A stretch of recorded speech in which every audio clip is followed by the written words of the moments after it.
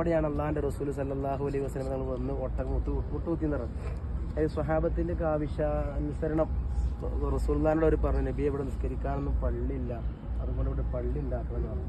അങ്ങനെ മദീനയിൽ ഫസ്റ്റായിട്ട് പള്ളി ഉണ്ടാക്കുന്നത് എവിടെയാണ്? മസ്ജിദുൽ ഖുബാ എന്ന് പറയുന്ന പള്ളിയാണ്. പരിശുദ്ധമായ ഖുർആനിൽ പറഞ്ഞു ല മസ്ജിദുൻ ഉസ്സിസ അല തഖ്വ. പരിശുദ്ധമായ ഖുർആനിൽ പറഞ്ഞ ആയത്തുണ്ട്. ആ പള്ളി മസ്ജിദുൽ ഖുബാ ആണെന്നും മസ്ജിദുൽ നബവി ആണെന്നും അങ്ങോട്ടും ഇങ്ങോട്ടും അഭിപ്രായ വ്യത്യാസങ്ങളുണ്ട്.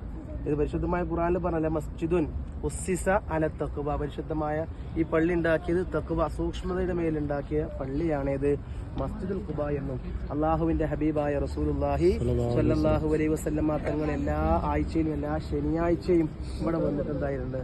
നിസ്കരിക്കാറുണ്ടായിരുന്നു. എല്ലാ ദിവസവും മദീനയിൽ നിന്ന് 5 കിലോമീറ്റർ മാത്രമേ ഉള്ളൂ ഇങ്ങോട്ട് മസ്ജിദുൽ ഖുബായിലേക്ക്.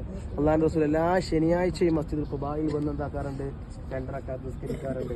അതാണ് അള്ളാഹുവിന്റെ റസൂൽ പറഞ്ഞു, ആരെങ്കിലും മസ്ജിദുൽ ഖുബായിൽ വന്ന് 2 റക്അത്ത് വുളൂഓടുകൂടെ, ഇത് നമ്മുടെ റൂമിൽ നിന്ന് ഇറങ്ങുന്ന സമയത്ത് വുളൂഓടുകൂടെ ആരെങ്കിലും വന്ന് അവന്റെ നിയ്യത്ത് പ്രകാരം അവൻ നിസ്കരിച്ചാൽ അവനിക്കൊരു ഉംറ ചെയ്ത കൂലി അള്ളാഹു നൽകുമെന്ന് ഹബീബായ നബി മുഹമ്മദ് മുസ്തഫ സല്ലല്ലാഹു അലൈഹി വസല്ലം തങ്ങൾ പറയുകയുണ്ടായി.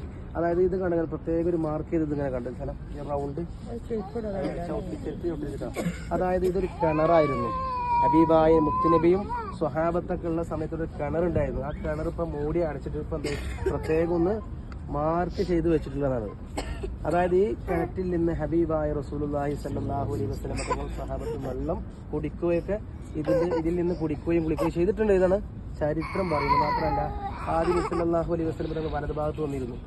പിന്നെ അതിന്റെ തൊട്ടപ്പുറത്തായിരുന്നു മഹാനായ അബൂബക്കർ സിദ്ദീഖ് റളിയല്ലാഹു അൻഹു, ഉമർ ഇബ്നുൽ ഖത്താബ് റളിയല്ലാഹു അൻഹു, മഹാനായ ഉസ്മാൻ റളിയല്ലാഹു അൻഹു. അള്ളാഹുവിന്റെ ഹബീബായ റസൂലുള്ളാഹി സല്ലല്ലാഹു അലൈഹി വസല്ലം തങ്ങളുടെ മുശറഫാക്കപ്പെട്ട തുപ്പുനീര് കിണറ്റിൽ വെള്ളം കുറഞ്ഞ സമയത്ത് റസൂലുള്ളാഹി എന്ത് ചെയ്തു? കിണറ്റിലേക്ക് തുപ്പുകയും ചെയ്തിട്ടുണ്ട്. മാത്രമല്ല ഈ കിണറിന് പേരുണ്ട് ബിഹറുൽ അരീഷി എന്നും ബിഹറുൽ ഖാത്തം എന്നും. ഇത് അൽ ഖാത്തം, ഖാത്തം എന്ന് പറഞ്ഞാൽ മോതിരം എന്നാണ്. അള്ളാഹുവിന്റെ ഹബീബായ റസൂലുള്ളാഹി സല്ലല്ലാഹു അലൈഹി വസല്ലം തങ്ങളുടെ മോതിരം എന്തായിട്ടുണ്ട്? ഇതിന് ഈ കിണറിൽ വീണിട്ടുണ്ട്. അത് ഇതുവരെ പിന്നെ അബൂബക്കർ സിദ്ദീഖ് തങ്ങളും ഉസ്മാൻ റളിയല്ലാഹു അൻഹു എടുക്കാൻ നോക്കിയിട്ട് പക്ഷെ മോതിരം എന്തായിട്ടില്ല, കിട്ടിയിട്ടില്ല. അത് എന്താ സൂചന?